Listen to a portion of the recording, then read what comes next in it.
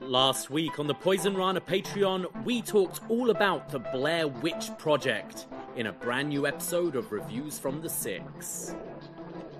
Yeah, like, again, you don't necessarily see anything too scary. It's a lot to be all in your head and kind of, you know, watching this, if we were to be watching this side by side, like I could be in my brain imagining some witch levitating with, you know, big old hairy chest, nipples, belly, like that woman said.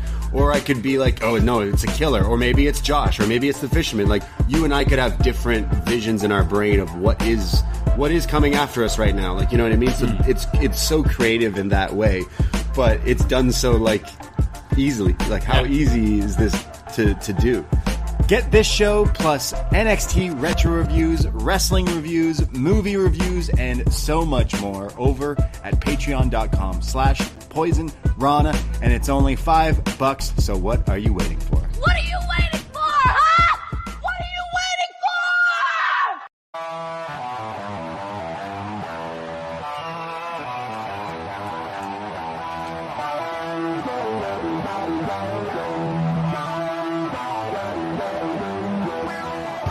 First time in a long time, but back like I never left.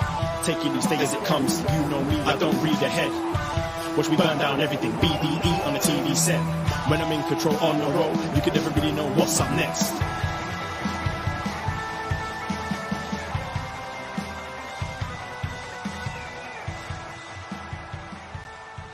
Hello. Hello, hello, hello. Braden Herrington here with Davie Portman for Up Next here on postwrestling.com, Apple Podcast, Spotify, whatever podcast app you are using right now, or maybe you are listening to us or maybe watching us live on youtube.com/postwrestling. Hello, Postmarks. How are we doing? Hello, everybody. It is Tuesday night, October the 15th, halfway through spooky season. We'll get into that in a second. But it is Tuesday. More importantly, what do we do on Tuesdays here? We talk about NXT because we are your NXT friends. Friends. And we'll always be your NXT friends from back in the day, black and gold, colored to silver, to all the paint splatters, all the different stuff there. But now a new performance center as well. Some new lighting. Yeah. New lights. We got rid of the people in the background, meaning those fake people. I mean, the screens are still there. I did find it funny because you're saying, you know, they're on the road for 2 weeks because they're doing massive renovations to the performance center. It looked like it went from, you know, color splattered JPEG to black and gold JPEG and now to black and silver JPEG. It looked cool, don't get me wrong, but yeah, it was still the PC. It's still the PC. Yeah, I think the thing that I noticed is, at least maybe I didn't notice those fake people that we always hated to see, like behind the people. And it always did look like this like little warehouse, right? Like, I mean, I guess did we ever pour one out for that film studio in the UK where they filmed NXT UK? It kind of has like, hey, it's this little place and we're gonna film wrestling, but like don't get me wrong, I like it. I like the performance center as like for studio wrestling, but what was kind of maybe expecting something a little different. I think it looked fine and it looked like kind of the way it did before, but maybe they fixed like a few things, but nothing that necessarily went, oh wow, that looks like different or anything like that. So maybe it's still a work in progress, but aren't we all just a work in progress? Hello, everybody. It's time to talk about some NXT. How are you doing, good sir? I'm pretty good. Yeah, yourself? I'm good. I'm currently dog sitting. Nice. At a family friend's house, and shout out Floyd. So I've been taking lots of dog walks, and he's finally asleep now. I knew NXT would definitely put this dog to sleep, but so I was doing that, was working. Canadian Thanksgiving, right? You're a Canadian now, right? Is that correct? It's still not official yet. I passed my citizenship test. I still need a ceremony. I need to pledge allegiance and all that, but I'm almost there. I didn't really do Thanksgiving, but we did just just have a prime rib, which is pretty good. Very nice. My new roommate, Blazer Graham, his parents went to Jules Bistro tonight on our recommendation. So we thought we'd have our own Jules Bistro here, and found prime rib on special, like I guess Thanksgiving leftovers, and it's pretty good. It's pretty tasty. Oh, Thanksgiving leftovers is what I was surviving on today. Like turkey sandwiches is like a weakness of mine. Like you can't give me a lot of it, or I'll just continue to eat it. But I don't necessarily think turkey makes me feel sleepy until like you forget about it, you've eaten it, and then all of a sudden you feel really, really sleepy. Maybe that's why the dogs. It is a legit thing, though, isn't it? It's not just like, oh, you've eaten too much and you're going into a food coma. There is like a chemical or something in turkey that does make you sleepy. Serotonin or something. I don't know if that's right. There was a TNA stable named after it or something. I'm probably wrong, but yeah. Shout out Canadian Thanksgiving out there. It might not be all big and glorious. Tryptophan. Tryptophan. Yeah. Tryptophan. Yes, that sounds like an essential amino acid found in various foods, including turkey. You see, up next is educational as well as hilarious and fascinating, and all those things. I always love. It's weird because I'm not necessarily a big like fruit and meat guy, but cranberry and turkey seems to really go together. But I also like specifically mustard on my turkey sandwiches. And then another fall time thing, which I'm realizing is this like all year long, those ginger ales, Canada Dry, but like with the cranberry in it, like those are. I feel I see them all year round. Maybe underrated. Yeah. But I went to make a mixed drink at my mom's for Thanksgiving, and she's like, "Oh, like hey, I got some of those cranberry things," and my girlfriend's like, "Oh yeah, do you have any Diet Coke or whatever?" She's like, "Yeah, I got some Coke Zero." So we go to make a drink with a Coke Zero. And I realized the can says Oreo on it. And I'm like, Mom, did you buy Oreo Coke? She's like, what the hell is Oreo Coke? I've heard about this. She legit, like the can, it says Oreo like ever so slightly. So I can see why she made the mistake. But she did not purposely buy this. She was like, in fact, now she made me take all the rest of them because she's like, I do not want this. But so I tried Oreo Coke and it tastes like vanilla Coke. Like I definitely don't necessarily think it screams something you need to try, but I have now tried it and I was like, why? It sounds very sweet, but yeah. Oreo Coke. Yeah, taking two things that you should definitely not have together. Now, are there Coke flavored Oreos? Ooh, now that'd be interesting. I don't think so. Yeah. I don't know about that. Evil Evan in the chat saying turkey plus cranberry equals chef's kiss. Yeah, there's something that just works about cranberry with turkey. I do think when it comes to those sandwiches, though, it's the stuffing in there as well. It's got to be, turkey, cranberry, stuffing, and some like Dijon mustard or something like that. And that was it. I tend to make like because I don't celebrate Thanksgiving, but I do the same meal for Christmas, and it tends to be my like breakfast. I'll make like a breakfast bagel, so like cream cheese, bacon, turkey, stuffing and mustard, and it's so fucking good. It's the key. Everyone knows. I know Americans, they got their Thanksgiving coming soon, so I know that they do it up all big. We still get the Black Friday deals for whatever reason, but yeah, happy Thanksgiving, everybody. But so you're almost a Canadian. When does that happen for you? It's just a waiting game, really. It seems to be moving pretty quickly, so hopefully not too long. Nice. Okay. I'd like by the end of the year would be pretty good. Were you celebrating, even though you're almost a Canadian, were you celebrating with all the Brits out there for Zack Sabre Jr. This past week? Yeah, he brought it home. I don't think any sort of real surprise there. It was cool to finally actually see it happen. Long overdue in my mind, but I think we all kind of thought as soon as Zack called his shot before Wrestle Kingdom, you kind of figured, they feel Naito probably isn't going to be able to keep up this pace until Wrestle Kingdom. His knees definitely can't keep up. He's just like shot. I did catch the match. It was, I like Zack Sabre Jr. I thought the moment was awesome, but I find Naito matches a struggle, and I know him and Zack have good chemistry, but I feel I've seen it quite a lot and seen it more when Naito was maybe a bit more in his prime. But I'm excited. I I'm curious. I know we were fantasy booking like a few months ago when Zach won the G1 about, you could do it.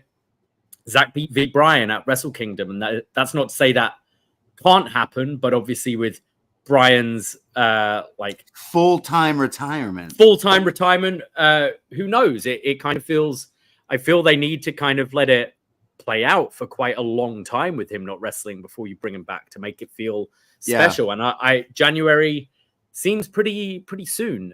So I don't know. I don't know what the Wrestle Kingdom match will be. For Zach. We're getting Sanada next week in the UK. Who cares about that? But no, I mean, it's going to be cool seeing Zach as champion walking into the UK with that. But super happy about it. Like, super thrilled for him. Like, obviously, like, this guy's been kind of a staple in the New Japan mid-card kind of scene for the last little while, and obviously putting on bangers in the independents and Rev Pro and everything. But like, for years, it seems like we've watched him, and he's just been awesome. And I thought the last year with the 2 Danielson matches just were like so phenomenal, and others, especially his AEW, like dipping in and out of there. So he's had a great year, and I'm like so happy that he's the champion. The only bummer is like, oh man, the rubber match with Danielson is right there and could even be like your main event if they wanted it to for one of the nights that's going. But I'm wondering what the direction is, because you now have the Young Bucks announcing that they are wrestling for night 2, which is Wrestle Dynasty or whatever. You have Kenny Omega teasing that he also will be wrestling. There is some sort of a angle, I guess, that it looks like it could be Kenny and Tanahashi versus the Bucks. So that wipes out any of those people being involved with, like, Kenny versus Zach is not happening, which is just a weird thing, because then now Tana has announced that he's retiring the same week that John Cena retires. Wow, that's going to be a sad week for wrestling. But that's in like a year and some change. We still have hope. The ultimate dream match of the ultimate good guys in wrestling, John Cena versus Hiroshi Tanahashi. Triple H, lower those walls down. Make it happen just one time. One more time. I mean, we've already seen, like, with the TNA involvement with WWE, we've had the the Marigold crossover, some GCW. Like, it's those doors are a bit more open than they used to be. I don't see it happening, but one can dream. It would be cool. The 2 aces going at it. Both a little past their prime. I'd say a little. But still, they don't need to do much, do they? It's a air guitar. You can't see me. They don't need to wrestle. Sounds beautiful. I would love to see that.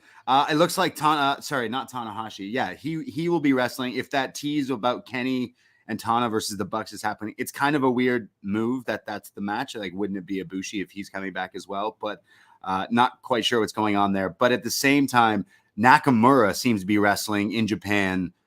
Well, very close to Wrestle Kingdom, which is, I think, making some people speculate that maybe he will be in fact involved with one of the Dome shows as well, which, if that's the case, you could have potentially WWE talent, AEW talent, and New Japan talent all on the same week, or the 2 shows there. But that's just kind of pure speculation from some people right now. Remember, the Bucks did fire Kenny from the Elite. They did kick him out of the Elite. Right. So that, you mean Kenny teaming with Tana? It's just like Tana's like, hey, what if we, like, we had a great match at a Wrestle Kingdom a few years ago when the story was like, get out of here, new school, you leave, and then now it's like, hey, let's be partners. It's just kind of not maybe the dream maybe scenario there. Like, if it was just Golden Lovers, we've seen the Golden Lovers. Yeah, I don't know. It's just kind of odd. I mean, Okada should be the one to retire Tanahashi next year, but like we just did the like quote unquote last time ever with those two. But New Japan has not been interesting, and it's because of like the newer crop that they haven't necessarily focused enough on, or they just weren't ready. But having some other neat, like Kenny Omega, I miss him. So having him in New Japan, I think, stirs some interest, but I'm not necessarily looking for that. Honestly, none of that really interests me. It's all a Band-Aid fix. It's okay, it's cool, but we've seen all those matches. We've seen all those combinations. There's nothing really particularly fresh, even bringing back past New Japan talents, and having people come back just for one night, it's not fixing their long-term why issues. the Bucks? I think why, having Zach on top, that's a step in the right direction, but you really need to just like work on the other talent you've got in your company, or look 100%. To bring in other wrestlers from other companies that could be something. They've dropped the ball, I feel, on so many. Oh yeah, it's like such a. I didn't even realize that show was happening. I've been so like separated from New Japan, where I was such an avid viewer at lots of times. So they definitely need some fixing. But I do always like to tune into the Wrestle Kingdom, and obviously that's a while away. But it's like we're getting those key characters, but that's going to be some of the outcomes. It's like, but maybe it's like, well, who can these people face? Because maybe the stars just aren't ready there. But yeah, Tanahashi, we'll see what happens. I'm hoping for that John Cena match, but I doubt that we'll get it. You think John Cena is wrestling at WrestleMania? Yeah, he'll be at Mania. I feel we'll probably see his build start in January, right?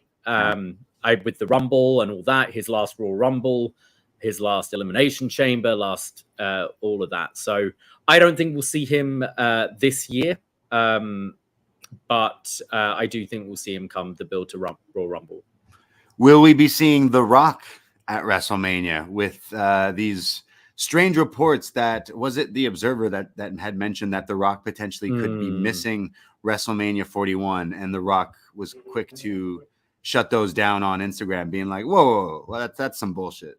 I don't know. I 100% think we're seeing The Rock at WrestleMania. Like absolutely. I think at this point he I mean they even the date of WrestleMania next year is different. It's like at a later date than usual. I would have thought they'd have had this in the works from pre WrestleMania 40, right? Once The Rock and TKO and once they decided that they're not going for Rock and Roman for this year, I think a date has definitely been in mind. And that's not to say I don't see him working other shows. I think there is the potential of him, working the Rumble or something like that as well. But yeah, I 100% see him at WrestleMania. Yeah, for sure. Like the storyline, I could see him. We've talked, like he's definitely, if you want to call it wrestling, in the War Games match. I imagine he's the last person for that new Bloodline team. So I've got to say, I'm stealing this from Michael Hamflett, from What Culture, who we had on the show not so long ago. But he suggested that the thing that The Rock gave Cody, remember he gave him something and said, "Don't break my heart," is the number 31. And it's, you have the Rumble, you have the two left in the ring, and then a countdown comes on. And the 31st entry of the Rumble is The Rock, and he just tosses him out and wins and goes to WrestleMania. Yeah, that's a bit out there. I'd love it.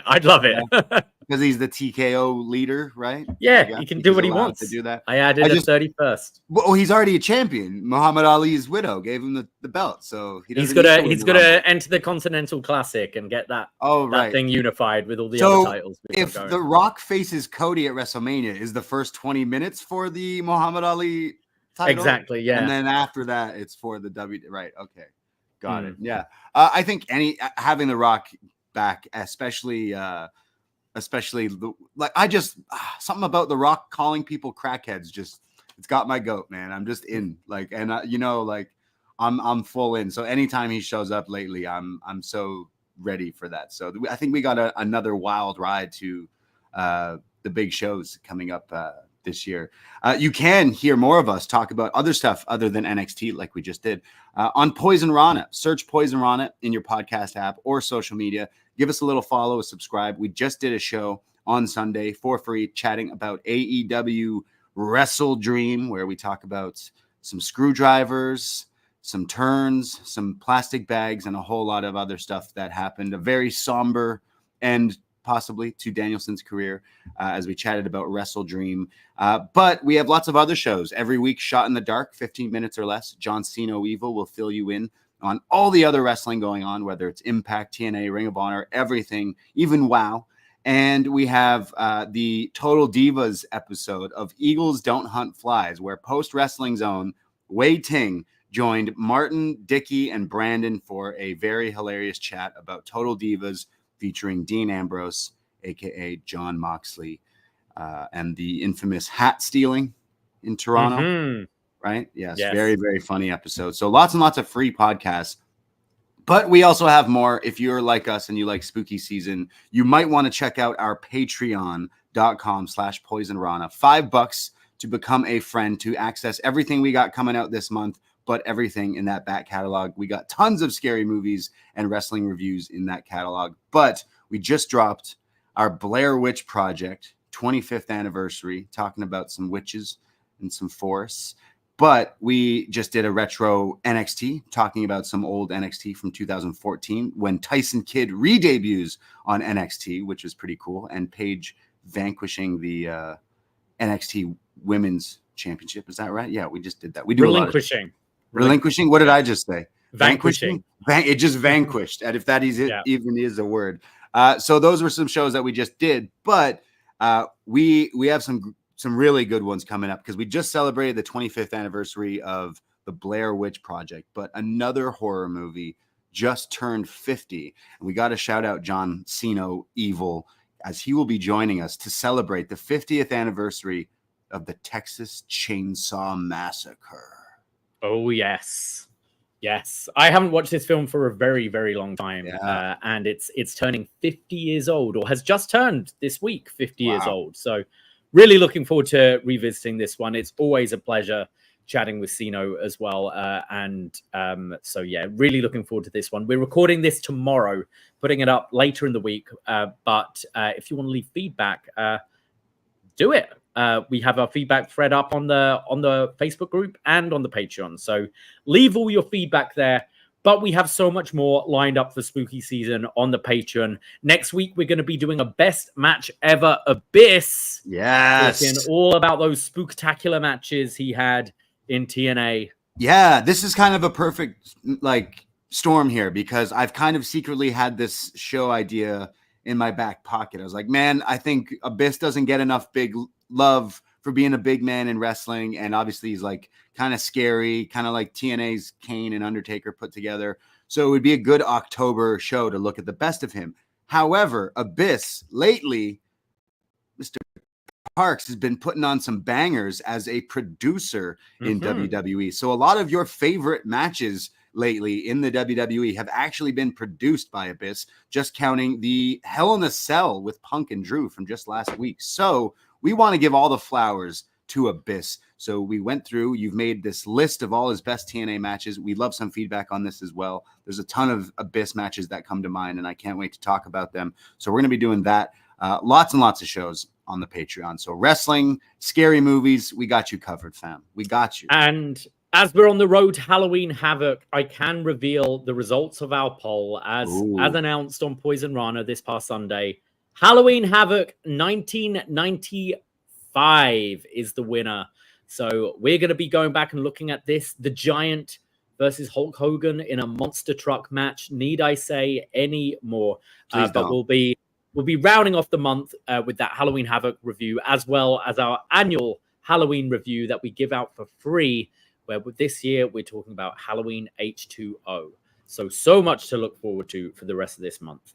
Look at all those podcasts. We got you covered, whether you're into the horror movies or into the wrestling. We got so many Halloween Havoc reviews in the back catalog, movie reviews in that catalog. It's only $5. So go check us out and support your boys. You can also support us, chop-tees.com/poisonrana. Pre-sale is up for that varsity jacket, which is just beautiful. But we got snapbacks, hoodies, hats, and everything on there. And that is also how you can support. And I love seeing all the photos. If you do buy some of our merch, please send in some photos because you look so good in the Froggy style wear there. Really appreciate it. And then last plug here for any Toronto area people who want to party for Halloween. Well, we got you covered on Devil's Night. We're turning it into Loomis Night, October 30th. Downtown Toronto at Gabby's King Street West is where we will be starting our Halloween viewing party and bar crawl. That's right. We do lots and lots of wrestling watch parties, but why not watch Halloween on Wednesday, the 30th of October. We want to support Donald Pleasance and Dr. Loomis. Everyone dresses up like Michael Myers. So I don't know if we're going to try to break some sort of Guinness World Record or weird thing here, but we're going to attempt to have the most Loomis cosplay going here for Halloween costumes. So if you have a Michael mask, bring it. You got a regular Halloween costume, bring it. But if you show up like Dr. Loomis, I'm talking bald head, bald cap, facial hair, raincoat, shitty little gun, maybe a bottle of wine in your raincoat pocket, and you just start shouting, "He's evil!" This is the place for you. So we would love to see you. This is going to be a lot of fun. It's going to be very random, but we're going to then bar crawl a few downtown, and it's $10, which gets you your first free drink, which covers the whole drink anyways. And then we're taking half all our proceeds that night and giving to Sick Kids Toronto. So yes, thank you. We're excited. It's going to be awesome. We want as many people there as possible. It's going to be so much fun. Yeah, and I've just looked. I can't see a world record of the amount of Loomises in one night. So we're guaranteed to break it. So come to this Guinness World Record breaking event at Gabby's King West on Devil's Night, the 30th of October. Even if you can only come for the first bit, we're starting at 8. The movie will be wrapped up by 10. If you just want to come for that bit, say hello, have a drink, maybe have some wings. Wings are half price on a Wednesday as well, so can come along and hang out. It's sure to be really fun. We've started dressing up the bar all for Halloween. It's looking great, and we can't wait to have all you guys there. Absolutely. So Poisonrana.ca for everything else that we do, including podcasts, live events, and everything else. But appreciate everyone out there listening. And hey, maybe you're new to us. Hope you enjoy and tag on for the ride. You know what I mean? Finally, check out one of our proud sponsors, if you will, chop-tees.com, a wonderful, beautiful merch store where Dickie Bird, one of our favorite patrons, listeners, and friends, is always hard at work. He's got the Poisonrana varsity jackets, which are coming out next month, but you can still pre-order yours by going to chop-tees.com/Poisonrana pre-order, and all pre-orders get 10% off. And you can there's a money back guarantee, size exchanges if needs be. These things look gorgeous. So go over, get yourself one. And to make things even easier, Dickie's set up payment plans. So you don't even need to pay for it all in one whack. So what are you waiting for? Look fresh this winter and get yourself a Poisonrana varsity jacket or one of the many, many other merch options we have for you on the store. Absolutely, yes. Independent podcasters thrive on merch and Patreon and all these fun ways. Also here while we're doing Up Next on Post Wrestling, super chats are very, very welcome. So yes, let us know what you're being for Halloween also. Because we have like our Loomis night, and then we like to dress up like wrestlers as well, which we got some ideas planned maybe, but I still don't have my like Halloween like one Saturday night away from this week's event, and I'm like, I don't know what to do. So I technically need to have 3 Halloween costumes because I find it weird. So many places are doing Halloween the week before. It feels really early when Halloween's on the Thursday. I figured it would just be Thursday, Friday, Saturday, but some places are doing it. Yeah, I noticed that some are, but I'd say more of the bigger ones are the 26th, the Saturday. So I'm sure that's everywhere. But not to say that you can't party on what's November 1st, Day of the Dead? Muertos? That feels better. That feels a better Beast day. Muertos? Yeah, I don't know. Something like that. But yeah, happy spooky season, everybody. I've been watching a few scary movies, getting into the ones that we're not just like reviewing and everything. Okay. I've just been and recommendations are always welcome by listeners as well. We like to get scared. So I think I mentioned last week I rewatched watched Silence of the Lambs, and then a couple of nights ago I watched The Black Phone. Oh yeah, love that. Yeah. It was weird, but it's good. It was all right. Yeah, it was all right. I see a lot of that costume now. That was a really popular costume last year. Yeah.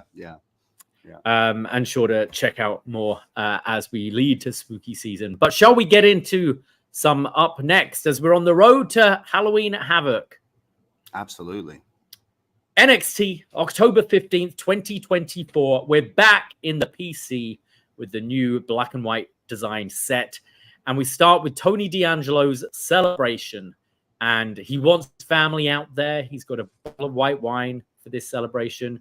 And he gives respect to Obafemi. He says he's the longest reigning North American champion ever. And he broke him. But he needed to beat him any way possible. So Tony targeted his pride. He said, I baited you to make you think that you broke the Don. Then I seized the moment and did the unthinkable. I beat you. And I know our story isn't over, but... And that's when he's interrupted by Obafemi, who says, I can't believe it. You got me. I admit it. Congratulations. You got me once, but never again. And at Halloween Havoc, I will reclaim my North American Championship and be the ruler of NXT. And your little family here won't be by your side to help you. And as he leaves, he turns around and spins the wheel. And it lands on tables, ladders, and scares. So Obafemi, Tony D'Angelo at Halloween Havoc, tables, ladders, and scares match. Yeah, I liked the almost like a cold open of Tony alone in the darkness, but like a spotlight on him, sitting down, bottle of vino. I think Vic Joseph mentioned it was Merlot. I'm wondering if that is Tony D'Angelo. I mean, it wasn't, because it was a bottle of white wine. So I don't know what Vic was talking about. But he was drinking red. The bottle looked like white. Yeah. So I don't know, some grape errors juice, on the props department there. Yeah. From Arizona iced tea, maybe, perhaps. But yeah, I just got me thinking that like a guy named Tony D'Angelo should have Tony de Merlot wine. Like that's just an easy. If Undertaker wine, which I'm pretty sure was just like Undertaker wine, which was not a creative name, but like probably did well. Tony D, he's got some future business ventures. They could be up 13%. I like that visual of him. He always looks good with the suits. And I like the video that they kind of aired while they were making their way. That's like, hey, there's a new member of Tony D and the family, and she's beautiful. And then they pull out the title and they're like, yes, they're so excited. But I'm kind of like scratching my head at the match option, because it's like, I don't necessarily want to see these guys have a like TLC match, but I'm not like knocking it until we see it, I guess. But we see different variations of the TLC. We see the one which is pinfalls, and we see the one which is grab the title. So I wonder which one they'll be doing. I got to say though, someone's got to check this wheel, because spoilers, I'm jumping ahead here, but we get a tables, ladders, and scares match and a Devil's Playground match. Now, go back to every NXT Halloween Havoc. I'm pretty sure these are the two matches every single year. What do you mean? It's got we've had the coal miner's glove for, I don't know. It seemed the wheel didn't look that good, and they also didn't say spin the wheel and make a wheel. Spin the wheel and make a deal. So I was a little angry at that.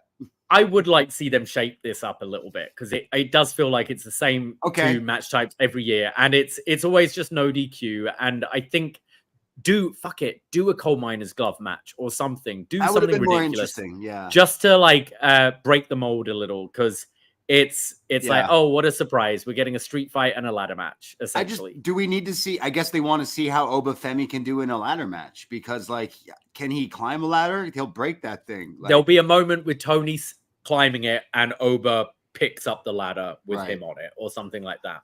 Again, I'm like, I think it's a weird match option, considering we both really enjoyed their match last week. That was just the one-on-one. So I don't necessarily think this stipulation is like warranted or needed for this particular feud at this moment in time. But sure, it's Halloween Havoc. It's, it's got a fun name with the scares in it. So why not, I guess. But you don't see Tony losing this, right? He just won. No, so I feel it's a bit of a waste to have him lose it right away, and I think Oba could move on to other things. Yeah. It could be a way to like debut someone or start a new feud with Oba. Have someone run out, shove him. Have someone run out to cost Obafemi the match. They don't have to be affiliated with Tony D. They're just wanting to take him out, perhaps. I could totally see that be a thing to sort of protect him somewhat, but. Yeah, I don't see Tony D losing it this quick. Yeah. We go to our first match of the evening. Stephanie Vaqeur. I'm going by the way Mike Rome pronounced it, so Vaqeur. I've heard different variations. I noticed Vic did as well. So I'm wondering, like we heard other people say it the other way. So Stephanie Vaqeur. Vaqeur. All right. All right. Got it. Taking on Wren Sinclair.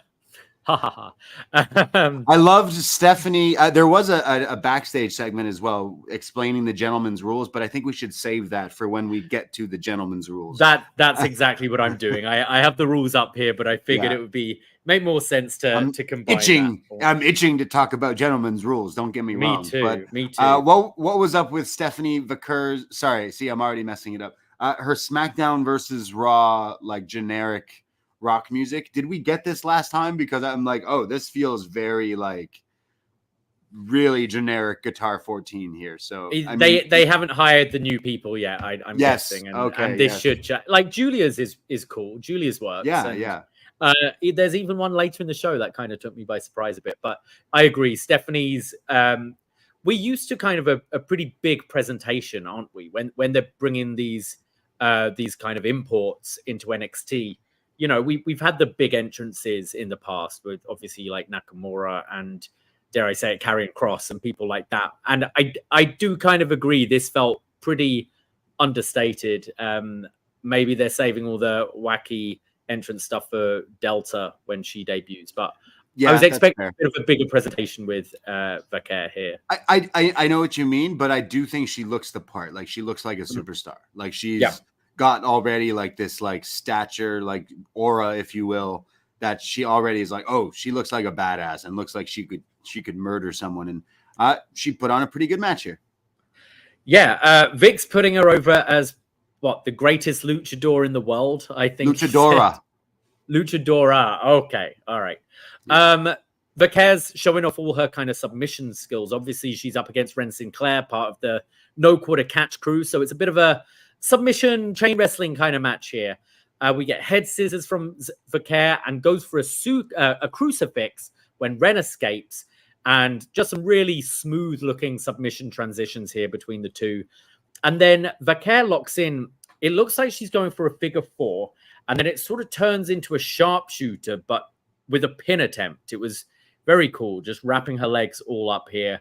Wren gets out of that and locks in cattle mutilation, but as it's locked in, she's kind of spinning around the body to wrench on the arms a little bit more. Yeah, they mentioned this must have been what Charlie Dempsey has been training, because we've seen him do the neck things backstage quite a bit, but this is now doing it while having cattle mutilation in. And I don't want to be a tinfoil hat here, though, but if Charlie Dempsey is teaching Wren Sinclair how to do the cattle mutilation, you know what I'm going to say there, Davey. You know, it's all part of the plan for Bryan Danielson to face him one day. But yeah, I thought she looked great here. We've been really like high up on Wren Sinclair's actual wrestling, and seeing her almost like a crab or a spider while locked in that, while putting that move on, added like more flair to that. So I kind of, my only gripe is that it was so good that I need to see her win matches with it,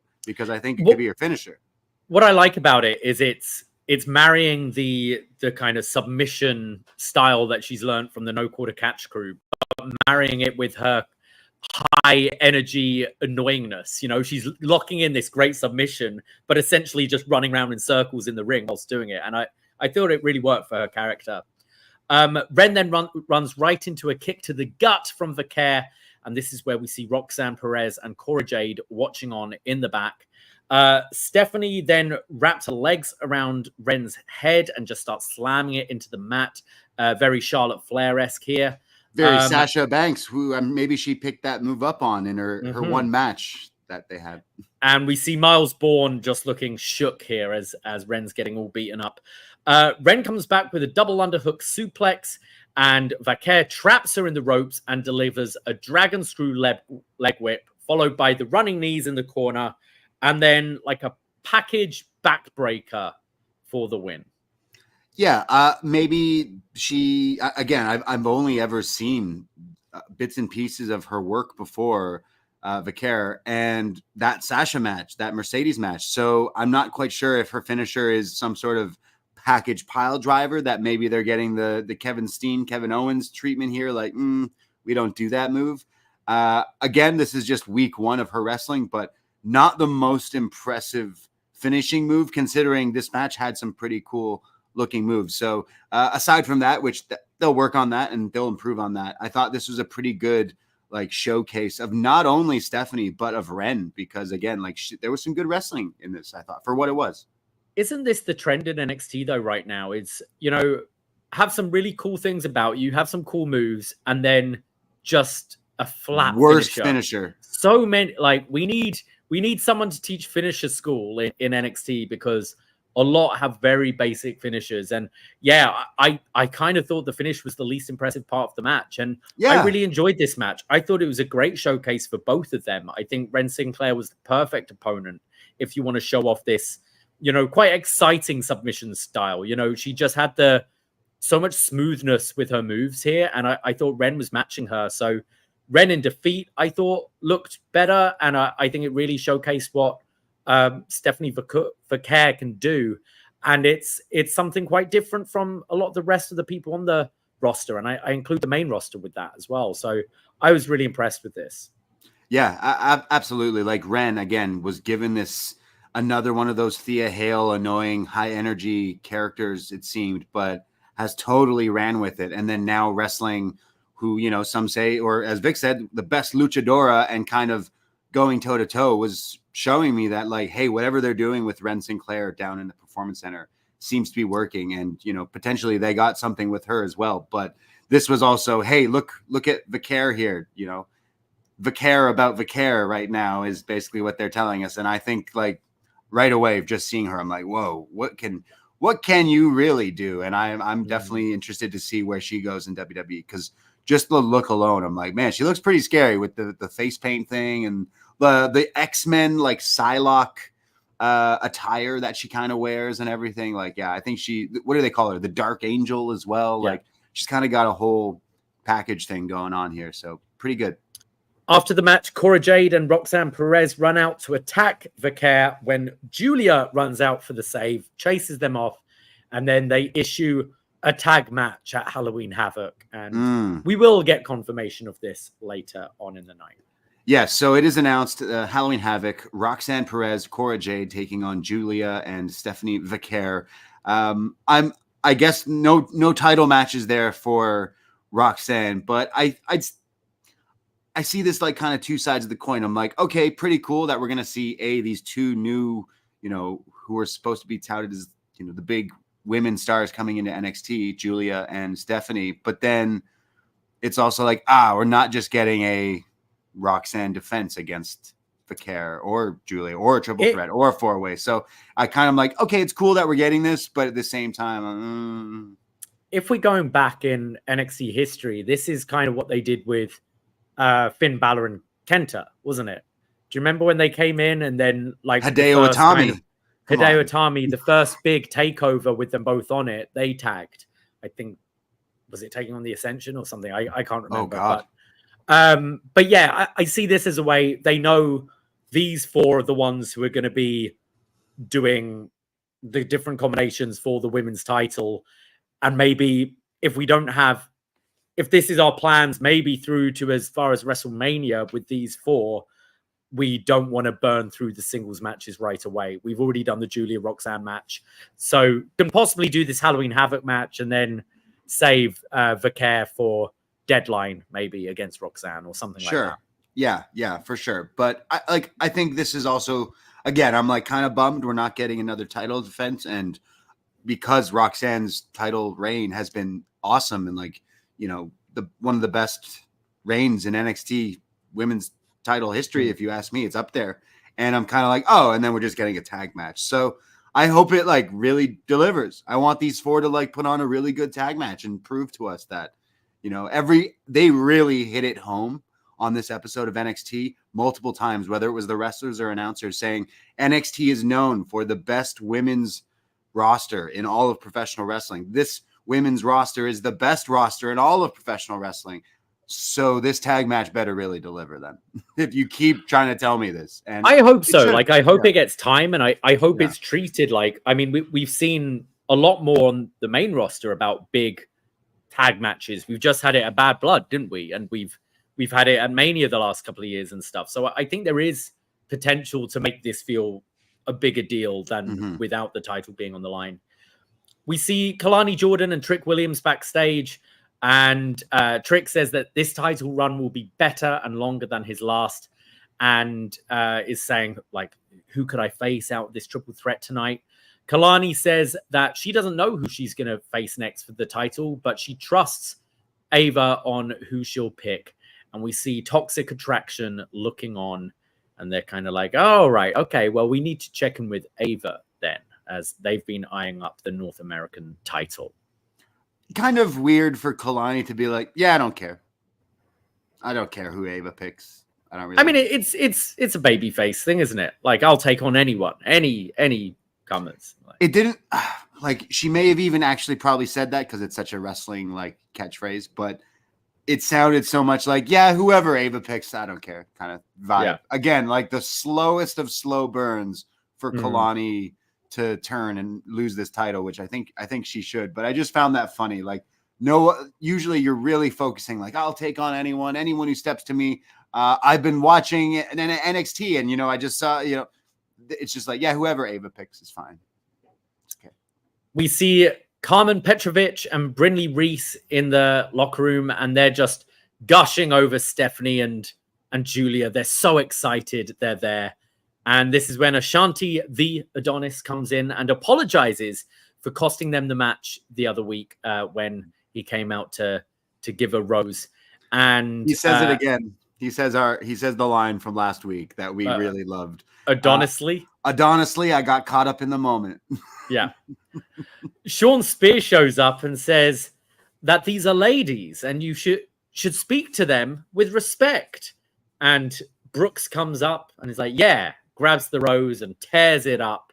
So they get in each other's face when luckily Robert Stone was there to break them up and sends them to Ava's office to get a match later in the night. So we'll be getting Brooks Jensen versus Ashanti, the Adonis, later on NXT. But then the camera focuses on the rose that was pulled off the stem. The petals, Yeah, Carmen picking it up and like holding it, like thinking about something. So yeah, very strange angle here. I guess you have the Canadian Sean Spears coming in being like, hey, be respectful to women. So I thought that was very nice. But then also I didn't necessarily think that Ashanti was saying anything that disrespectfully other than making puns out of his own name. So that was kind of weird. So very strange how we got to this match. I think, you know what? I think I would have preferred if Ashanti, I'm sorry, like actually was being a bit of a dick to, I guess a bit more of a dick. Like last week and when he was calling Tatum a freak or whatever, but still I'm like, he's not been like Lexis King sleaze levels, though, has he? He's just trying to find love. Yeah. Love Island, NXT. I don't, it's different when like a main roster star comes down, but I hated the start of this, just Carmen and Brynlee, like, oh, Julia and Stephanie, aren't they great? They're so good. It just, I don't know, it makes them seem less than. It makes them seem like just little children gushing about these people in the company. And I think they do it on WWE though. Like it works for me when like a Randy Orton comes down, or like a main roster legend comes down, and you have that. But when it's two girls who are meant to be kind of your peers, I don't know. I find it a little odd. They still are trying to push though, like, hey, these two are big deal, because there's a majority of us who don't, aren't familiar with them. So I guess they really are trying to show that, I guess, in some way. But yeah.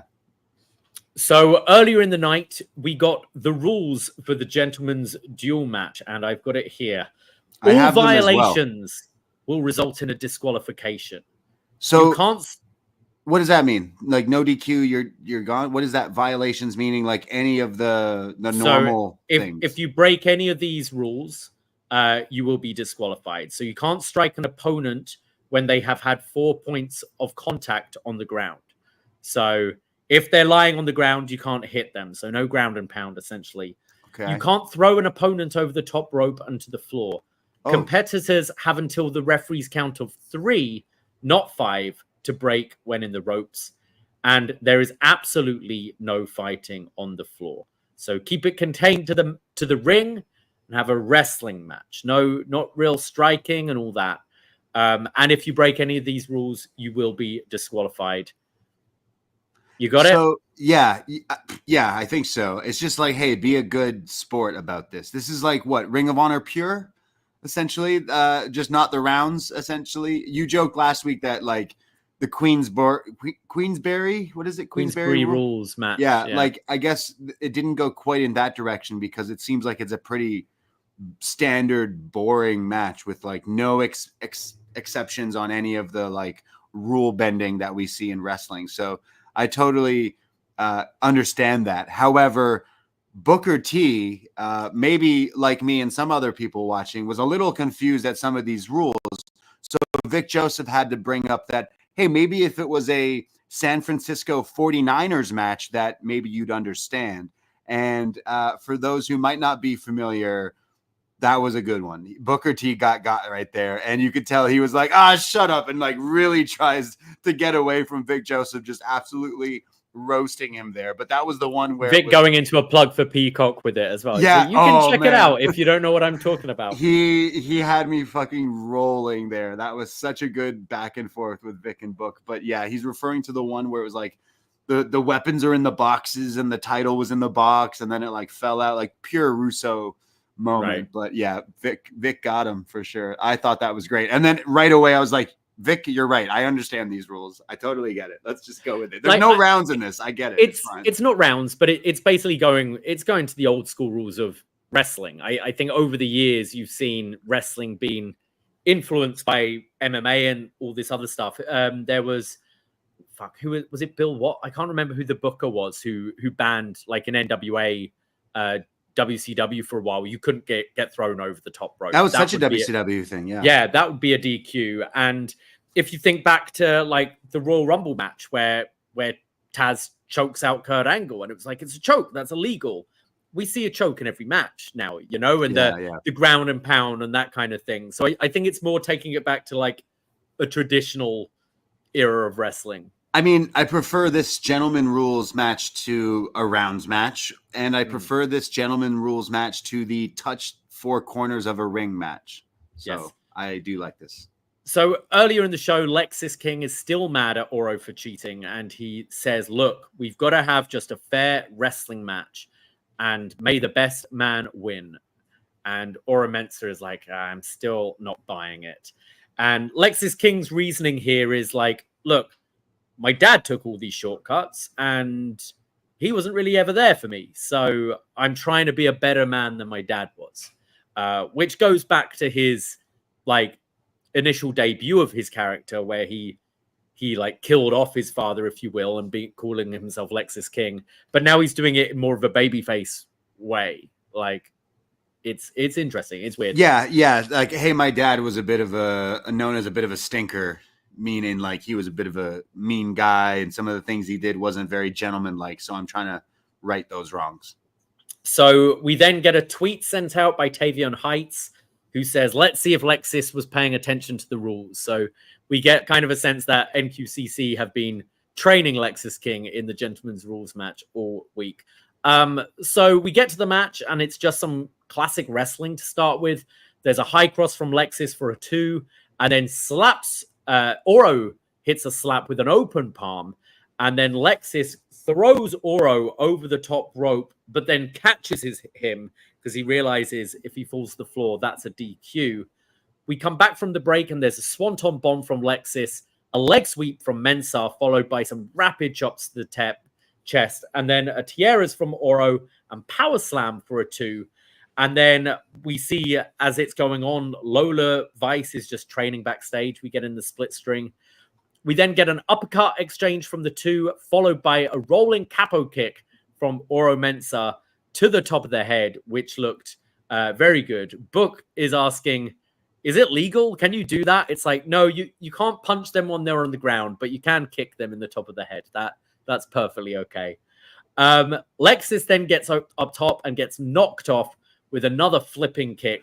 Yeah. It's like the Osprey-esque, like the running up the chest kind of kick. This was pretty impressive. Like, yeah, Oro usually one of his famous moves is that capo liger kick, like where you spin and you kick the guy on like the crown of the head. But he then did like some sort of like Street Fighter, Mortal Kombat, like flipping kick here, which was even more impressive than the movie usually does. So yeah, that was something we don't usually see from him. And that was, I'll definitely remember that. I'm sure you'll see clips of that online. Look really cool. There's then a springboard thrust kick for a 2. Lexis gets back into it with a super kick. There's a lariat from Oro. They're both trading roll-ups. And then Lexis King, I guess, watching the brand new New Japan IWGP World Champion, catches Oro with the European clutch to pick up the win. And after the match, Lexis raises Oro's hand, and we're just all waiting for him to then punch him in the face. But he doesn't, and Oro Mensah is just looking very confused as the match ends. Okay, so classic Tuesday night for me is when Lexis King's music hits. You could just hear the groan, no matter where you are in the world, of a lot of people like, oh, okay, here he comes. So I might say something very brave, very bold, but damn it, when do I not tell the truth while recording a podcast? Is this the best Lexis King match we've ever seen? 100%. I'm glad you said it, because I thought I was going to be going like, I actually really enjoyed this. And you go, no, he sucks. But this was like, you should always wrestle gentleman rules, because I mean, so. Call me crazy. Okay, you mentioned the finish is he's hitting the European clutch. I guess this is now the King clutch, if you will. It looked really good. Before that, he also hit a Made in Japan. So a Made in Cincinnati here from Pillman Jr. I thought this like had some actual good back and forth. I think he did a swanton at one point. Look, we are not Lexis King defenders at all, but we've been honest in saying like, hey, his wrestling has not been improving since being in NXT. And then he goes out and has a little ditty like this. So I actually really got into this match, and the rules made it different because you're kind of focused on, hey, what makes this different than a normal match? But then when it came down to it, they're doing straight up wrestling holds and wrestling moves. So again, don't hate on us, don't at me, but this may be his best match we've ever seen.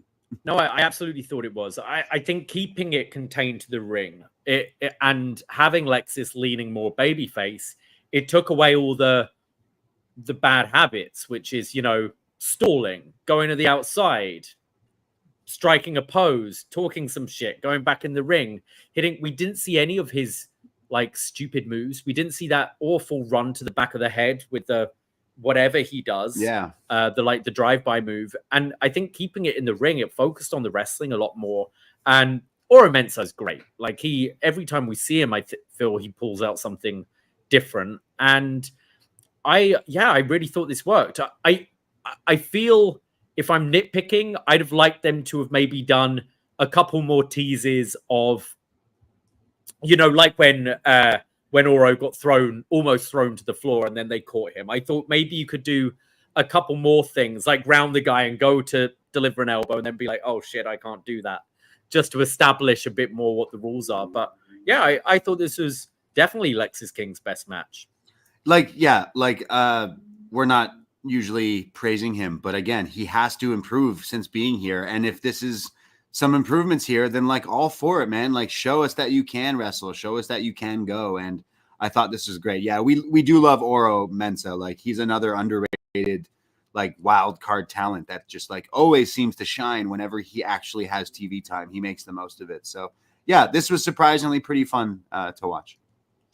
We go backstage and we see Javon Evans with Cedric Alexander. And Javon says that, facing Randy last week was bucket list stuff. And Fraxium show up. And they say that he should be very proud about what he did last week. And then Cedric's like, wait a minute. Shouldn't you apologize to us because you cost us that tag team match 3 weeks ago? And they're like, when Wes Lee comes in and tells Javon that it isn't his time and that he's standing in his way. And Javon just brushes him off, says, look, you've been salty since you've lost your friends.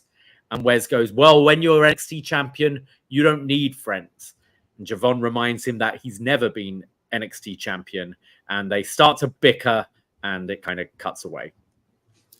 Yeah, I mean, kind of valid from Javon to bring that up, because Fraxium are the baby faces, but they seem to have this weird like tweener thing going where they can't get along, or they're kind of dickheads to some people. They did cost them that match. I think Cedric and Javon is a match we could go to potentially at Halloween Havoc, I guess, even if that could be like the tag team match. And then the curse of Axiom maybe splitting up tag teams could eventually happen with those two to spiral into a feud with Cedric and Javon. But yeah, I thought Javon, like, he handles his promos more like he's 20. So he kind of acts like he's a 20-year-old when Wes is in here all angry, and Javon just kind of like starts cutting him off and is just like running him down. I thought it was pretty good. And again, he's 20. I'm like, man, like, you're actually pretty good at the promo stuff too. So a kind of another complete package waiting in the wings here. Give him a year or two in NXT, he'll probably be champion. And then I think like just go full throttle with him, hopefully being a pretty big star with WWE. But yeah, I'm interested because like we're getting Wes versus Paige versus Javon, when it's still weird that Wes is a heel, because Javon versus Wes does sound pretty good, like the one-on-one. But that's where I think we're going. I think we're going Javon and Wes rather than and you could even spin that out of the tag match. You could get Fraxium against Javon and Cedric next on week, TV. maybe. Yeah. Next week after, whenever, and Wes costs because he's angry that Javon took the pin. Yeah. Oh, I mean, yeah. Halloween Havoc have Javon versus Wes. That would be like show stealer for sure. We definitely need to get to that. Absolutely. We get a recap from Raw when we see Lash Legend and Jakara Jackson interfere in the match between the Sky Pirates, Io Sky and Kairi Sane versus Bianca and Jade. And Io's put out a tweet saying she can't eat a punch and be done with it. So issues a challenge. And it has been confirmed for next week. We are getting the return of the Sky Pirates to NXT, taking on Jakara and Lash Legend. Okay, so for some newbie listeners who are like, oh, what's the deal with these Sky Pirates? Longtime listeners know that we are a big fan of the Sky Pirates. Mr. Sir Davie Portman, favorite wrestler potentially ever, may be Kairi Sane. And the same goes for me for Io Sky. So collectively known as the Sky Pirates, we really love these two. And they were a great, part of NXT when they were both down here. So definitely excited to see those two come down, and calling them the Sky Pirates again just warms my heart. So, we got to bust out the Sky Pirates painting for next week. Oh yeah. You got to have it full on, just letting people be scared by that classic. But yeah, we love these two, and I'm definitely excited to see those two back, even if it's just one time or whatever. It's cool that they're doing the integration and synergy, if you will, with like the main roster in NXT. But I know that like the match they got on SmackDown was pretty short, and like people were kind of like, oh, if you're going to give them the opportunity, like why not give them a bigger like time? Like I wasn't expecting the win or anything, but I still think it's pretty cool that you are slowly letting people know who might not, that may have been the first time they saw like Lash Legend or Jakara Jackson or anything. So I still think it's a pretty good idea. Yeah, I think it's great. I think you've got one set of women's tag titles across all three brands, and the women's tag division is quite weak. And when they set this thing up years ago, they made it sound like they were going to be defended a bunch on NXT. And I think they had 2 title defenses in that first, before the women's title, like the NXT women's tag titles were introduced. I think you need to do this a lot more. I think it will strengthen the division. You could even, unlikely when we're only getting these 5-match like PLEs, but you could have an NXT like tag title match, like an NXT team on a PLE, or a big Raw, a big SmackDown. And I think you're building up Roxanne and Cora as well back as a unit. You've got Julia and Vaqeur, who are currently a unit. I think you should see more of this and have it a lot more regularly coming down and being defended here, or NXT talent going to Raw or SmackDown to have a match there as well. Yeah, I mean, you could have done Cora Roxanne versus Stephanie and Julia for all the power, all the gold. You could, yeah. In that kind of way. But yeah. We then get a promo from Jakara and Lash. They say they don't care how dangerous Damage Control are. They'll eliminate them from the title picture, and they're coming for that gold. We then get...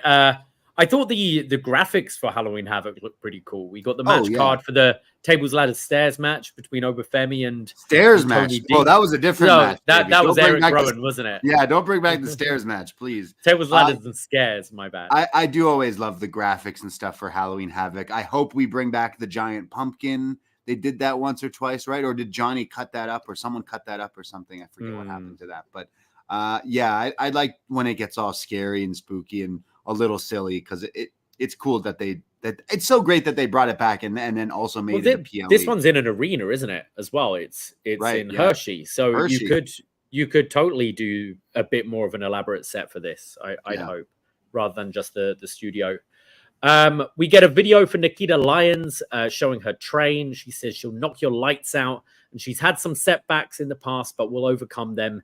NXT is the best women's division in wrestling, and this lioness isn't ready to be tamed, and I'm taking over.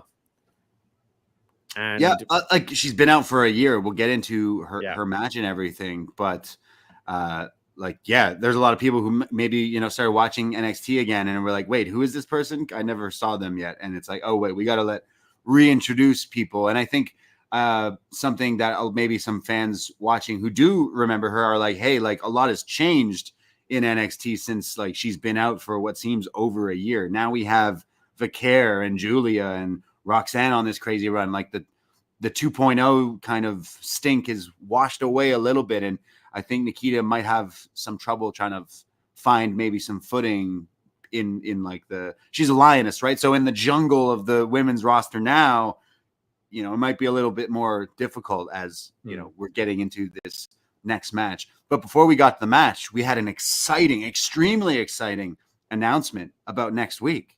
Yeah, some dude won a car race. Cole Custer from NASCAR Infinity. I let out a big, who? Yeah. Who's this guy? Cole Krusty? What's his name? Cole Custer. I'm so sorry. I'm not necessarily a NASCAR fan. I don't knock it. I'm familiar with him. I'm sure Cole Custer's going to be the next Sexy Red and Poppy, where you put him on TV enough. Okay, I guess. Can he twerk like Sexy Red though? Let's see. Like, I wouldn't put anything past Cole Custer. Cole Custer, this NASCAR driver got junk in his trunk, I guess, or something like that. But will he drive his car next week? What's he gonna do? Like, just show off his trophy? I don't even know what NASCAR is really. What's the difference between that? Well, no, what's the difference between that and Formula? It's just shit Formula One. It's America. That's what NASCAR is. Okay, it's just Eagles, guns, beer, and NASCAR. That would have been on the American shit Formula One. There we go. Yeah, it's basically a bunch of guys going around a track a whole lot of times, but I know a lot of people bet and gamble on it and stuff. But yeah, Cole Custer, really excited about Cold Custard coming soon to NXT. Can't wait. We then go to Lola Vice taking on Nikkita Lyons. Yeah, this was not Cold Custard at all. No, we get some welcome back chants. Both are going for their quick kicks, and Lola knocks down Nikkita first, and then wiggles her bum with a little dance. And then Nikkita knocks her down, and she wiggles her bum and does a dance herself. Nikkita then runs shoulder first into the turnbuckle. We get a sleeper hold from Lola, but Nikkita is staggering around and eventually swings her around and slams her to the mat for a 2 count. We then get some ground and pound from Lola, but she's turned over into some ground and pound from Lyons. Remember, this would have been a disqualification in a gentleman's rules match. A gentlewoman's match coming soon. Gentlewoman's rules. Yeah. We get some rapid kicks from Lola Vice, and then Lola tells us all that she is a Latina and does the running hip attack in the corner. This is where Jada Parker then runs down. She gets knocked off the apron from Lola, but then Nikkita super kicks Lola, which sends her to the outside. And then Jada hits the hypnotic, And now we've been very critical of this move, but I thought this was the best she's ever hit this. It actually looked like it kind of hurt. And the refs, because it was outside the ring. I guess so. Yeah. The ref's distracted by Lyons, so doesn't see it. And Nikkita hits the Vader bomb for the win. Yeah, good old-fashioned Vader bomb. Haven't seen one of those win a match since, like, what, Jake Hager? Something like that. Well, but I'm imagining she's, after double knee surgery, she's abandoning the double leg split pin thing that she was that doing. was her move, right? I was trying to remember what her move was. I think this was kind of, let's do something. You know, she's like one of the bigger women in the division. So like a big kind of, you're not going to do the bonsai drop because Nia's doing that. So using the Vader bomb, it's simple. She can do it effectively and probably is going to fuck up her knees a little less. Like, again, I'm hoping it works out for her, but at a young age in NXT with double, like what seems like knee replacement, ACL, whatever it may be, like it's worrying and it's troubling, but I didn't necessarily think she looked bad in this match. I think Lola is someone that I'm like, they were a little hot and cold on, and they're like keeping in the wings for something. And maybe they want her to get some more reps in because, you know, she had her title shot at Heatwave, and I thought she stood up and was really good. But now it's like, what do we do with her? So now having Nikkita come in, we got this feud with Jada with Lola. So there's a few things going around, and it helped get Nikkita back on TV. It helped her get her win back. But I do think Nikita's going in more of a heel direction, which I think might be more suitable for her, because having her videos when she was a babyface and then showing the videos before this match, like, hey, I do this, I sing, and this is like, oh, maybe you come across like one of those over larger than life annoying characters that like people would like to hate you for doing all those different things or something. I'm not sure, but it wasn't a bad match by any means, but yeah. I didn't necessarily get the sense that she was the heel in this though. I like even the finish with Jada interfering. It wasn't Nikkita kind of like having it happen. But yeah, it's something I do like with NXT. They do have multiple women's feuds and women's feuds that aren't over titles and stuff like that. Lola is on TV pretty much every week. So I do think they're keeping her as like a hot act, but are waiting for the right time, whether it to be enter that North American division at some point after maybe we get Fallon or whoever win that off of Lani. But yeah, I thought, you know, Nikkita looked all right considering she's been off TV.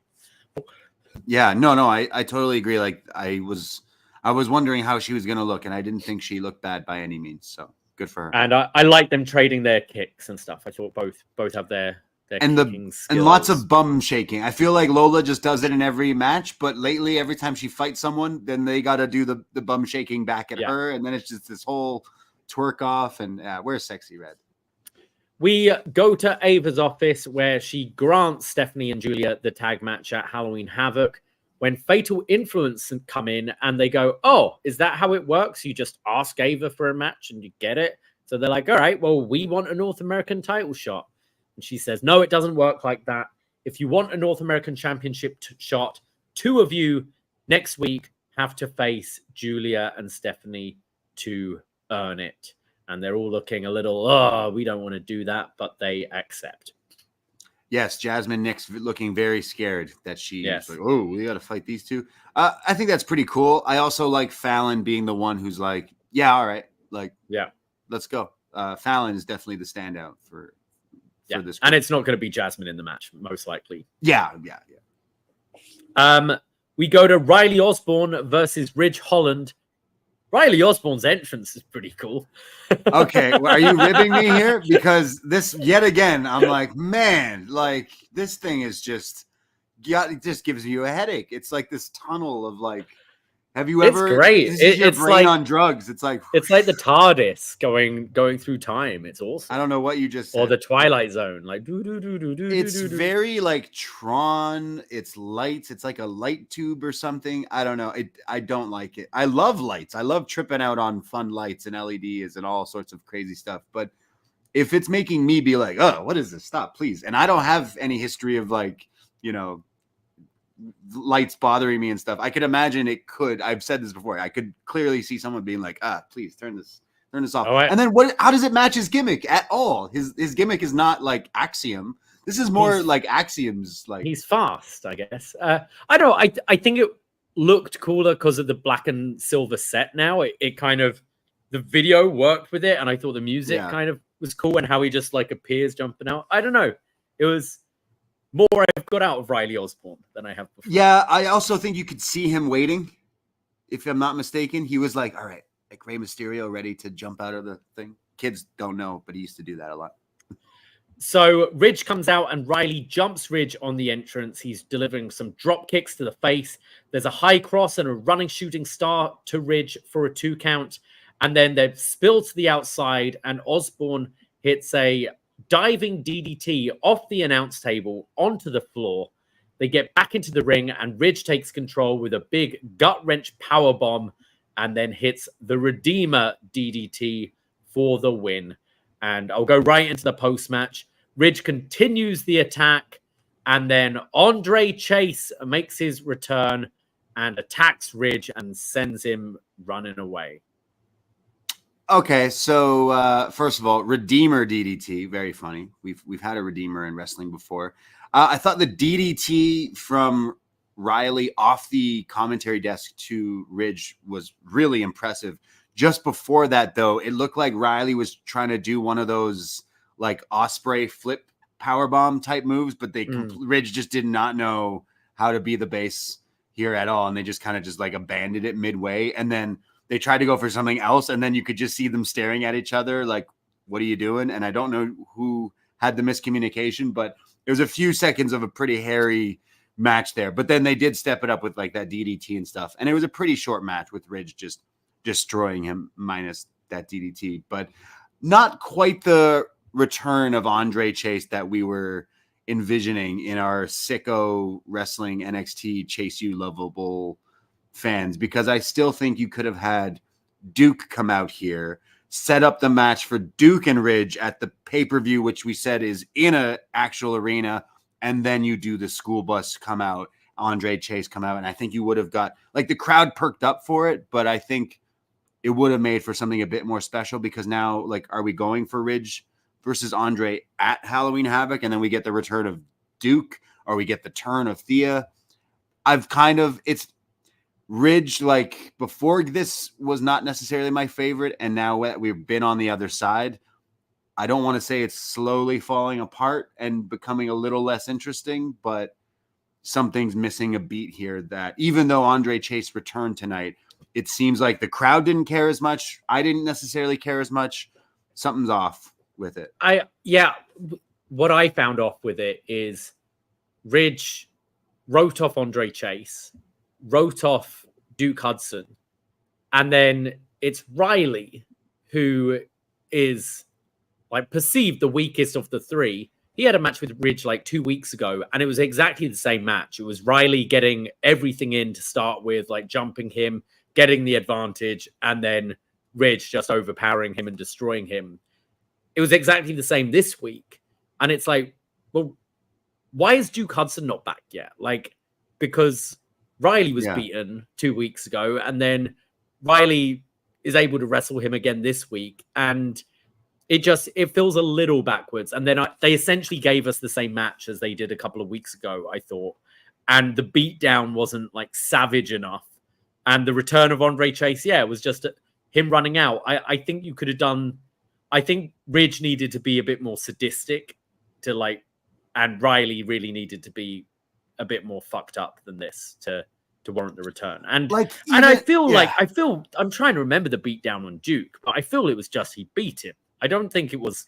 I think he put him through a table. Yeah, he put him through the commentary desk, if I'm not mistaken. Okay, but that happens every week. Yeah, in matches every week. It's like, I feel like there was something like a step missed, or it's just maybe they're like, actually, this isn't that exciting anymore. And because at one point I was like, oh man, I don't know why, but I'm so involved and so into this Chase U thing, and I just feel like ever since the turn, he's attacked them, and then it's like, why is Riley the one that we're supposed to like get behind? So I don't even know if the turn with Thea is actually coming, but I wouldn't even be surprised at this point if it is. But I just want to get back to Chase U, tag team titles, all will be good in the world yet again. You could have done like a classroom clock countdown, like he's coming. He sees what you've been doing. He's getting your revenge, or like, I don't know. There's so many different, like the school bus. There's so many different school or college things that they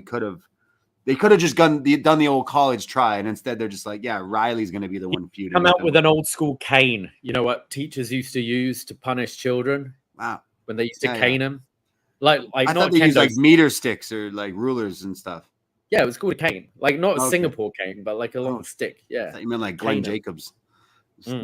Just come out and yell terrible, terrible things at them. That'd be what caning is now. We see Tatum Paxley backstage, and she's being interviewed by Byron, and she says that Wendy Chu pretended to be her friend and play with her dolls, but it was just she ended up turning on her. And Jada Parker interrupts the interview, and Byron just goes, okay, and interviews Jada instead. And she's like, yeah, you're weird, Tatum. I'm interviewing Jada. And Jada says she has the division on lock, and Tatum's like, excuse me, you interrupted me. Look, I know you were just playing with Lola. And Jada interrupts and says, I don't play with anyone. So I imagine we're getting Tatum and Jada next week or something. Now, just follow me for a second. I'm not suggesting that Vince McMahon still has anything to do with WWE, but Tatum here starts off by having a doll, and she looks at Byron and says, here, Byron, I think you might like this. You're telling me he didn't write this? You're telling me he didn't try to get one more? Wasn't he always making Byron just buried on all these shows? Maybe that's still an ongoing thing where now Sean is doing it. But yeah, Byron just like, you always forget. It's been weeks where we're like, oh, wait, Byron's still in WWE? Oh, hey, shit. Byron's been lucky to be employed for 12 years or whatever it is at this point. I'm not defending nor like shitting completely on Byron. He's a mic stand essentially on the last little while. I'm just like, man, they're always like really burying this guy, but bless him. We go to our next match. Brooks Jensen taking on Ashanti the Adonis. We get a big clothesline from Ashanti for a 2. And Brooks rakes the eye. Ashanti sends Brooks out of the ring with a baseball slide, and then there's a big drop kick. And this is where Carmen Petrovich comes out with the rose petals in a bag and just pours them over the apron. And this fires up Adonis, who hits a drop kick in the corner and then goes up top, but gets distracted by spears.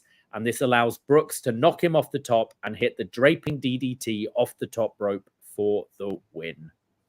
Yeah, I'm happy to see our boy Brooks get another win. He hasn't been on TV in a few weeks, at least wrestling, so that was pretty cool. Not quite sure what's going on with this story with Carmen and Ashanti. I'm assuming she's showing that, like, hey, you keep giving the rose to other people. She was very angry, like facial-wise, when he tried to give it to Brinley earlier, so I think maybe she's got a rose for Ashanti, and maybe they'll be some sort of power couple or a couple here in NXT, but unfortunately Ashanti learned that every rose has its thorn, because Brooks hit that DDT and kind of wins, where I was a little like, oh, shouldn't it have been Ashanti like winning because of this whole rose thing? But kind of silly, kind of dumb, but I'm happy to see both these characters, and I'm interested to kind of see where we go with. I love a good, juicy love story, or if you can call it that. And I like Carmen. I like Ashanti. I like Brooks. I even like Sean Spears in this role right now. So I want to see where all this eventually goes. Yeah, I think you're right. What you suggested the other week, that Carmen is interested in Ashanti. I was expecting a little bit more from the actual match, because I do like both these guys wrestling, and didn't really get to see a whole lot of it.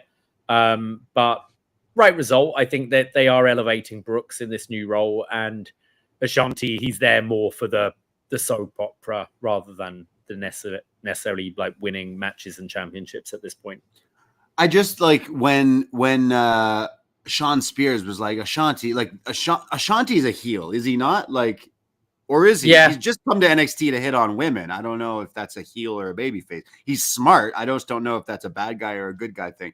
But like when Sean Spears earlier was like, hey, you're being disrespectful, it would have been funny for like Brooks to then step in, and remember like his whole storyline was he couldn't talk to women, and maybe now like he's talking like disrespectful, and that like is what set up the match or whatever. But anyways, we then get another commercial for Delta. Anything more to add from this one?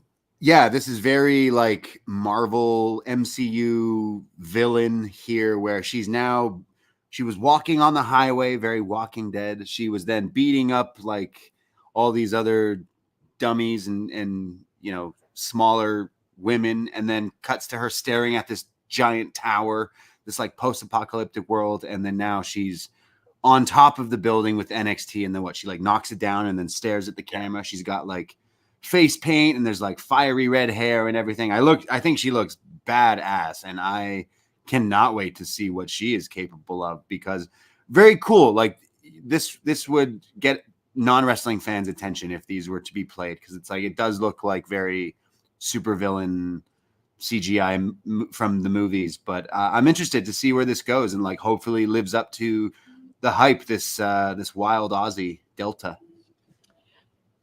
We get Lexis King walking backstage. This was pretty funny. He's just passing everyone, just giving everyone compliments because he's happy. He's nice like, now. He's like, Tony D, you're looking all good and dapper. He's just happy. I loved this. He briefly says Charlie, and he's like, oh, thanks for the recommendation of the match. And Charlie's like smiles like, oh, you know, yeah, happy it worked out. And then as Lexis is walking, he's like, oh, you know, maybe I'm ready for that rounds match. And then he goes, oh, I don't know about that. He's like, oh, maybe I'm joking. Maybe I'm not. And then continues walking on. I'm like, yo, what the? Who removed the stick up this guy's ass? Like, he's you know what now. It felt like, though? It felt like the scene before, like, a whodunit. Like, he then gets shot in the parking lot, and it's like, who shot Lexis King? Because it just had all these characters there, and he's like, hey, he was way too happy. It was pretty funny. Yeah, it was like Spider-Man 2 or 3, when like all of a sudden he's just happy again, and he's like, wow, like, have I been doing this wrong the whole time? And I just like, again, I don't know who we are, Davey, because here we are twice in one show praising Lexis King. Yeah. I think we're what does he call them? Intellectuals? Somebody calls them? I think we're intellectuals now, because we find ourselves laughing at this guy and thought he actually had a decent match. So maybe he's slowly making fans out of us. This kind of crossfades with the family, and as they're walking off, and they say, look, Oba is trying to threaten you, and no one threatens the Don. And Luca Crucifino says he wants a match with Obafemi next week so he can step up for the Don. So we'll get this match next week as well. Yeah. But then setting up for the pay-per-view, which I forgot, like, we only got a few weeks. There's only one more episode after this until the Sunday, the 27th. So shout out Sunday pay-per-views, though. Sunday pay-per-views, baby, for sure. So just to run it by, Sky Pirates versus Lash Legend and Jakara Jackson, Julia and Stephanie Vaqeur versus the Fatal Influence. We'll get Luca Crucifino taking on Obafemi, and Cold Custard will be here Colonel Mustard about cars. And that takes us to our main event, Ethan Page versus Wes Lee versus Javon Evans, to determine the number one contender for the NXT Championship. Javon immediately super kicks Wes out the ring. There's some very quick pin attempts from all of them, drop kicks all round. Ethan Page boots Javon out the ring. Now they're brawling on the outside, and it's Wes and Page who are fighting by the announce table when Javon just flies from out of nowhere. It's kind of like almost like the Undertaker dive over the top rope, but taking them all out on this table. We then get this big power slam in the ring from Page, but Wes breaks it up. They're all trading punches and kicks, and all go down with simultaneous roundhouse kicks to the side of the head. Page then goes up to the top rope, and Javon takes him down with the Spanish fly, and then comes in with his Osprey-esque flipping kick to Wes, but it's only a 2 count. We then get a roundhouse kick from Page as he sets up for the Ego's Edge on Javon, but this somewhat gets countered into a Rana. Didn't get all of it. Javon then comes off the top with his cutter to Wes, but Wesley kicks out. And then Javon goes up top again, but this time Page knocks him off, goes for the Ego's Edge, but eats a kick from Wes. And now there's this big Tower of Doom spot where Page powerbombs Wes Lee and Javon flips, landing on his feet, and then super kicks Page out the ring, goes up the top and hits his triple jump corkscrew senton onto Wes Lee. 1, 2, and Ethan Page runs in and rolls up Javon Evans for the 3 count. I don't know if that reaction is because he cheated to win in the last second, or we're going to this match. See this match again. You know what? This was pretty fun. We're definitely a broken record, but Javon Evans, 20 years old, and is so flashy, so bouncy, if you will. Like, he's coming up with moves that we haven't seen yet. So some of them are maybe a bit too ambitious, as we kind of saw from last week, and some of these moves. But like, he is so fast, he is so flippy and jumpy, and like, he's got that spring, that hops that not a lot of other people have, but he is just so fun to watch. He's so fresh, and I think Ethan Page and him kind of work well. We've seen multiple times with them in like multi-man matches where you have like the base Ethan Page, where Wes and him were doing some of the flippy stuff back and forth. So I think wrestling wise, this was probably my match of the night on this episode, because there was just some crazy stuff coming from all 3 of these guys, which the timing on some of the stuff, like the finish, was pretty on point. So yeah, I think this spirals off into Wes versus Javon, which would just be a singles match between these two, would just really just be fire. Just so good to see those two go at it with some of the stuff they got. But Page versus Trick is also where we're going for Halloween Havoc, and this will be the third? This will be the third singles match. Yeah. So after the match, Ethan Page goes up the ramp and goes, "Trick Williams, I ain't going nowhere. If I have air in my lungs, that NXT title is coming back to me." And he spins the wheel, and it lands on a Devil's Playground match. So Hell in a Cell? Devil's Playground? Unfortunately not. I think it's just a street fight, isn't it? And I think we've seen it before with the plastic slide and things like that involved. Yeah, we have, and that's kind of like a step down if this is your world heavyweight title here in NXT, when it's literally the playground match, meaning there is a slide and swings and all that kind of stuff. So a bit of a head scratcher there. Kind of weird that we're going yet again back to Ethan Page versus Trick it's the third singles, but we've seen them back and forth, so it's a few times already, and the title is flip-flopped back and forth. So I guess third time lucky. Like, I really haven't enjoyed their matches so far. So yeah, I did groan a little bit with this being the match. But if we're getting Wes Lee and Javon out of this, that makes sense. I could see Ethan Page moving up pretty soon. I wouldn't be surprised if we see him on the main roster pretty soon. Like, they've already set up some little things with CM Punk over the last couple of weeks. And I don't know if his time in NXT is too long. There's a few we clearly, I think the next big feud for Trick is Wes Lee, I'd imagine. And that does sound like a good match we can have on a PLE down the line. But then it's backwards, because it's like Wes has been here like what seems longer than Trick. Like, his story to getting to the title is like, can be such a big babyface story and moment and everything like that. So it would feel so backwards having it that way, because the people would probably turn on Trick if given the opportunity. There's no other options, though, really, at the moment. Yeah, again, tinfoil hat here. Ethan Page, via the help of his friend Ricky Starks, becomes NXT champion again. Like, we've been saying that for the past few months, and it hasn't happened. At this point, I don't think it is happening, but like, they're doing this match again, which makes me go like, why? But there really isn't any other option for Trick. You could have done Javon versus Trick, but again, I think you may fear the consequence of people somewhat turning on Trick for the sake of the match to have people cheering for Javon there. So I'm not quite sure here, because at one point I'm really happy that Trick won the title last week.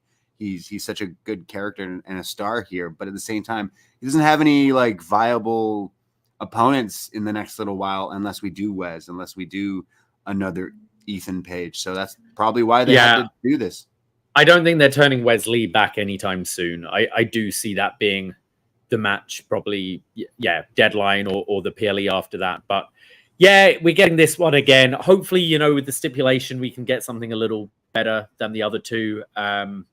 We also, what the last match was on TV and didn't have a whole lot of time, did it? Because it was just about 10 minutes on that first NXT episode on CW. So, give them a little bit longer, no commercials. You've got some gimmickry in there as well. Maybe this is the one that finally connects, but I can't say it overly excites me. Yeah, I do agree. Ethan Page on NXT WWE's social media just a little while ago, Ethan saying, I promise that this match won't be for the faint of heart. So Devil's Playground, we're getting shovels in the eyes, sand in the eyes, slide kicks. I don't know what faint of heart could come from. Old rusty swings. I could get a disease from that. Don't hit me with that. Yeah, one of them. You want needles? That we've done that. I don't know if this. Yeah, I'm trying to think. I wouldn't mind Ethan Page moving up to the main roster. I think he would fit in just fine. He's such a good talker. Got to see Hamilton represent, and I hope this match, of the whole series that we've seen, does step up and does impress, but I'm not necessarily this is something I'm really excited for and feels very fresh, because it's definitely not. But I didn't mind this episode though.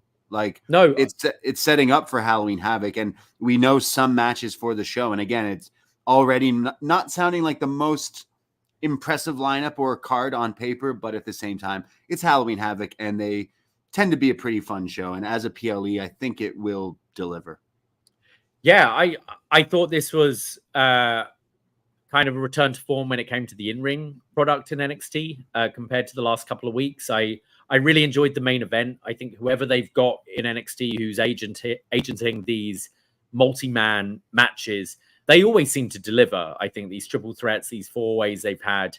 And Wes Lee is one of the best at these matches. We saw him in a bunch in his North American title run. And they're always pretty fun to watch. But I really enjoyed Stephanie Vaqeur and Wren Sinclair to open the show. I thought that was a nice little snapshot of what they're capable of. And overall, we've got some matches put together. We can kind of see what the rest of the card is going to look like. I kind of enjoyed this episode this week. Yeah, you didn't have maybe the pageantry of the last couple of weeks in the arenas, but I thought definitely the wrestling was back on form this week.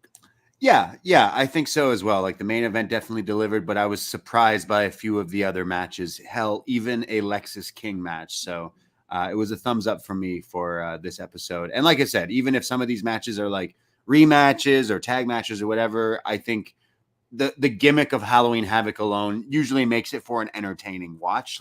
I don't think I've ever been wow, that was awful or whatever. Maybe we don't need to go back to Zombie Ref. I think we could maybe leave that one alone or anything, but... Who's going to be the host? We don't have a host yet, do we? Halloween Havoc? Just get Shotzi again. Come on. Who else are you going to get? Shotzi and Karrion Kross's Scarlett. Yeah, I feel like they do. Yeah, I mean, how long's Shotzi been out for? It's been a while now, hasn't it? Her injury. She can host, right?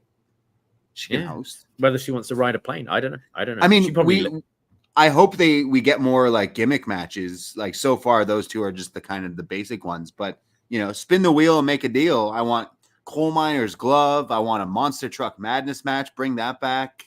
Mm-hmm. Bring some. A Hershey Street Fight is probably what we'll get though. So that's what we thought. We always throw up a feedback thread on the Patreon. On the Facebook group. Just search for Poison Rana. If you use Facebook, and you can leave all your comments. And do you want to go ahead with feedback, or shall I? I think we have one piece. Go for it. Yeah, please. Well, we have Magan, who says, it's business as usual as NXT returned to Orlando. Vaqeur Sinclair had a good flow to it as it went from technical to strong style. Wren hung with Stephanie, and it's a good sign of faith from the higher-ups that she's got elevated in defeat. I do wonder what the direction will be for all four women after the tag match at Halloween Havoc, and with Delta on her way over. The Meteor is heading straight for Roxy and Cora. The triple threat main event, no surprise, was the match of the night. Not too sold on Page Trick for the third time. The Devil's Playground Stip should be the full stop to their war. Where's Javon could be a good program for both men. Ridge Holland is showing some improvement in his one-man war on Chase U. Speaking of trilogies, Obafemi needs to move on from the North American title after the ladder match. Tony D'Angelo is once again the underdog. I bet they'll outdo themselves. Next week looks good with Io and Kyrie stopping by to get their receipt on Metaphor. Is it a stretch to see the women's tag titles get defended in Hershey? I don't see that happening, especially with the women's tag with Julia and Stephanie. You're muted, Braden. Yeah, I do think we will get Delta like attacking Roxy, attacking someone, right, to show her dominance, and then we go to that match eventually. But we got a pretty stacked, a few people there that we all want to see Roxy face. So whether it's that eliminator match that we do at Deadline, right, that we get some multi people and everything. But yeah, I'm looking forward. I think Magan's asking if the tag titles will get defended. No, in Hershey. No, I don't think so. Yeah, definitely don't really care about that. But they could make it feel a bit more important. But I don't think that this is the show that they will do that on. But yes, there you go. That was NXT tonight from Tuesday, October 15th, 2024. Let us know. Do you agree, disagree? At Poisonrana Pod, Twitter and Instagram. Give us a little follow and tweet us or is it X us now? I don't know if that sounds the same, but yeah. There you go. We'll be back next Tuesday, as we always are here. Shout out the CW not letting them do the overrun. So shout out local news wherever you are. So we tend to go live at 10:05 now on Tuesdays. So John away, they got the 2-hour Raws. We get the 10:05. It's the little victories, but we'll take it, okay? We'll take it. We will be going live for Halloween Havoc right after it ends on the Sunday, the 27th. So put that in your calendar. If you will be watching Halloween Havoc, we will be here live right after on the Post Wrestling YouTube with our Halloween Havoc post show. And then to keep things along, I know a Halloween is the a few days after that. But a few days after that could be potentially the real scariest day on the calendar, which is November 5th, election night for the United States of America. And I think it's safe to say that we will not be going live that Tuesday night. And it looks like NXT also will not be going live on that night. So that kind of works out for us. But go vote. Yeah. All right. Well, there you have it. That's NXT. That's up next. Thank you very much, everyone. Again, patreon.com/Poisonrana. $5, become a friend. Get our best match ever Abyss, our Texas Chainsaw Massacre, Blair Witch Project, Halloween Havoc 95. So many podcasts, $5 a month. What are you waiting for? Pennies per podcast there. And I myself, Braden Herrington. You can follow me Twitter, Instagram at the Brady. And you can find me at Davie Portman. That's it. That's all. Take care. Goodbye. Be safe. And happy spooky season.